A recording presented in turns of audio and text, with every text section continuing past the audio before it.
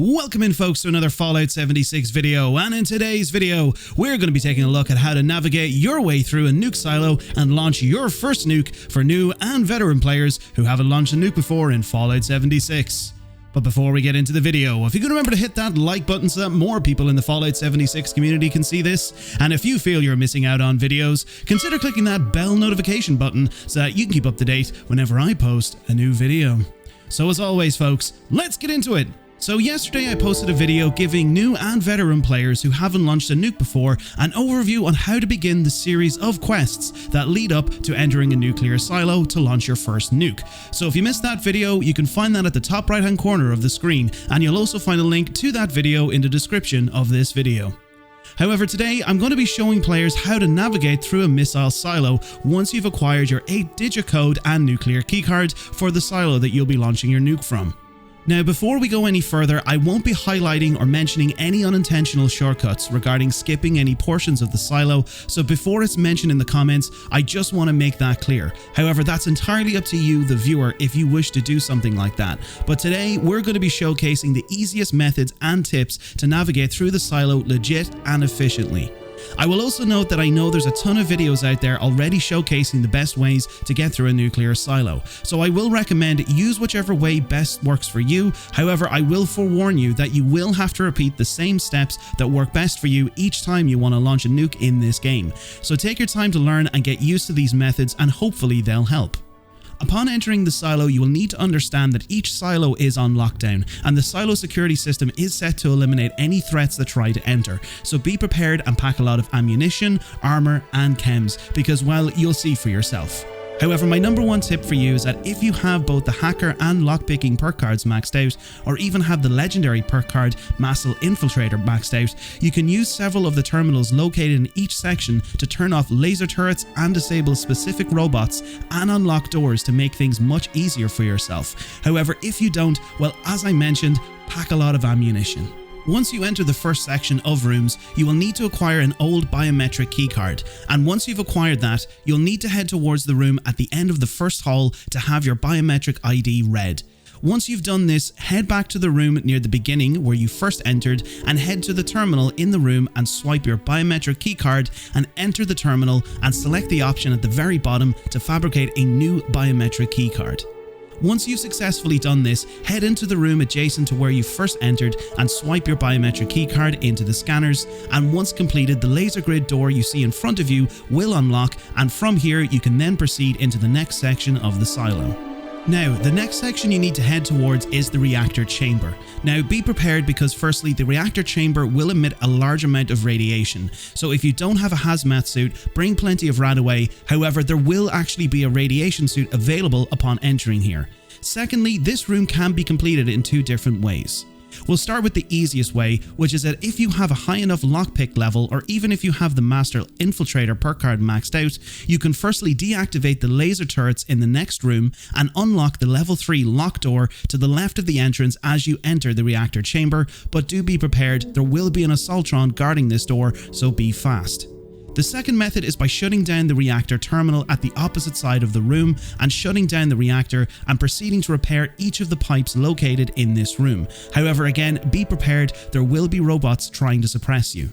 Once you've repaired all of the pipes in the room, and also be warned, it is timed, so if you don't repair them in time, you will need to go back and shut down the reactor again and begin the process of repairing all over again. However, once you've successfully done this, head back to the reactor terminal to restart the reactor, which will lift the lockdown and then open the door adjacent to the level 3 lock door. So as you can see, the first option is highly beneficial, so even try and max out those perk cards so you can unlock that door, as it will save you a ton of time. Once you've exited the reactor chamber, you'll need to head towards the operations center, in which you'll need to destroy a dozen of mainframe cores in the first room to unlock the laser grid door in the first part of this room, and then proceed to destroy all of the other mainframe cores in the next 2 rooms to reduce the progress bar on the top right hand corner of the screen to lift the lockdown currently in place in this room. Again, be warned, there are dozens of laser turrets, 2 Assaultrons and a couple of Mr. Gutsies and also Protectrons, so I would advise trying to use the terminals available to deactivate the turrets in each of the rooms, and also make sure to pack as much ammunition or weapons to clear out this room, as it might be very tricky. Once you have this room cleared and all of the mainframe cores have been destroyed, you can then proceed to exit the room as so, and head downstairs to make your way towards the silo storage area. Now be prepared, you will encounter another Assaultron each time you make your way along this hallway, so just be prepared. Once you enter the storage room, you'll need to take out the laser turrets in this room and the Mr. Gutsies patrolling the room. However, a quick tip, again, if you have the perk cards, head to the room to the right of the storage room and unlock the level 3 lock door, as there'll be another terminal you can use to disable the rest of the laser turrets in the next room, because there are quite a lot. However, if you can't do that, well, prepare for battle. Once you enter the storage room, you will be greeted by a sentry bot to your right, followed by 2 Mr. Gutsies, a Robobrain, and Protectrons, and lastly another Assaultron in the room on the opposite end of the storage room. So maybe try and take these out first if you can, just to try and make the next stage a lot easier for yourself. The premise of the storage room is that you will need to take the 15 mainframe cores located on the mainframe beside the security door and repair them. However, don't fret. There are 2 ways to do this. The first way is to use the Tinker's Workbench located in the room beside where the sentry bot sits, but be prepared, you will need the likes of 3 circuitry and 2 steel for each mainframe core, so a total of 45 circuitry and 30 steel to repair all 15 damaged mainframe cores. However, if you don't have the materials, don't worry. There are exactly 15 fully repaired mainframe cores located around the storage room, so that you can actually find them and use them. However, once you have all 15 repaired or found, head back to the mainframe computer and place all 15 cores back into their assigned slots, and then once placed, enter into the terminal to open the security door, which will give you access to the launch silo. Now, a quick tip before you leave this room is to head to the terminal directly behind you at the opposite side of the room and unlock this terminal to open the lock door beside it, as this will mean that if you die during the final stage of preparing your nuke and once you respawn at the beginning of the silo, you can head back through the laser grid door from the first room, and instead of going all the way back through an entire silo, you can come back through the grid, take a left as you come into the main hallway and enter, come straight back into the storage room and head back up into the launch control room. Once you enter the launch control room, this is the final stage before you launch your nuke. However, before you enter this room, I would advise again to use the terminal in the room before you enter the control room to deactivate the laser turrets in the control room, as you will need to destroy 2 Assaultrons, a Robobrain, and possibly a couple of more Mr. Gutsies when you enter.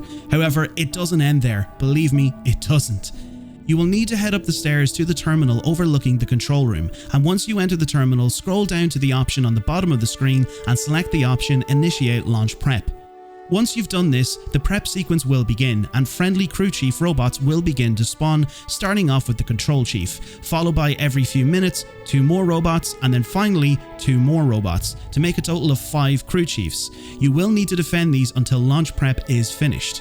As I just mentioned, you will need to defend these robots from hostile robots that will spawn every few minutes to destroy the crew chiefs, so get ready for a lot of action. However, don't worry, if a crew chief does get destroyed, you can head into each of the rooms where they originally spawned from and replace each of them. Once you've completed this stage and wiped away the sweat from the pressure of an entire nuke silo, the end game fast approaches, as this is where you'll now launch your first nuke.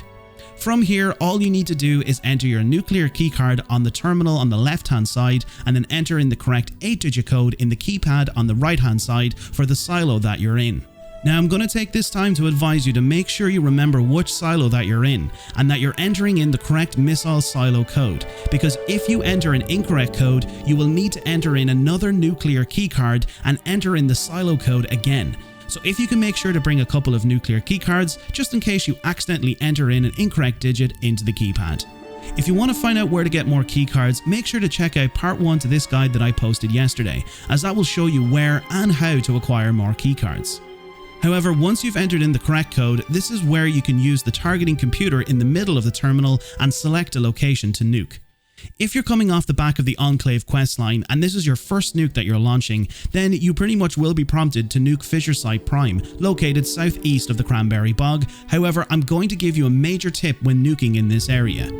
If you're going to be doing this nuke on your own private server, and also you're going to be doing it solo, nuke wherever you want to. However, if you're going to be doing this on a public server or with several friends, or just in general do this anyway, try and position your nuke so that the edge of the nuke zone is touching Fisherside Prime, so that you and your friends or others on the server can fight the Scorched Beast Queen at Dropside V9, or else position it so that you can fight the Queen down by Ford Station Delta.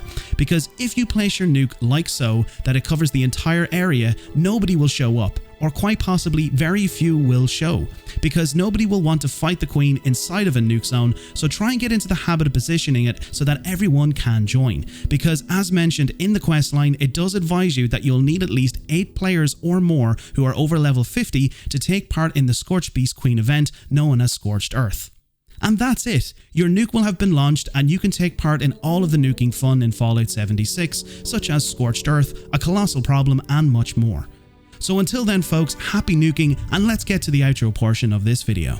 And there you have it folks, that's a complete overview on how to navigate your way through a nuclear missile silo and launch your first nuke in Fallout 76. Hopefully these videos will encourage people to join in on the fun of nuking in this game, and if you liked this video and found it beneficial, consider hitting the subscribe button for more Fallout 76 guide videos in the future. I've now moved to streaming 3 days a week over on Twitch, so that I can focus more on putting out Fallout content over here on YouTube. So if you want to see my schedule for when I go live, and want to see guides like this in action, or even just want to hang out with some of the Fallout community, I'll leave a link to my Twitch in the description below. If you want to also connect with more people who play Fallout 76 and want to join our community, you can join my Discord server, which I'll leave in a link in the description below. If you like the work I produce and want to support me in a more personal way, you can now subscribe to me on Patreon. Patreon members will get a host of benefits, such as access to Patreon-only channels in my Discord server, where you can connect with other Patreon members and much more.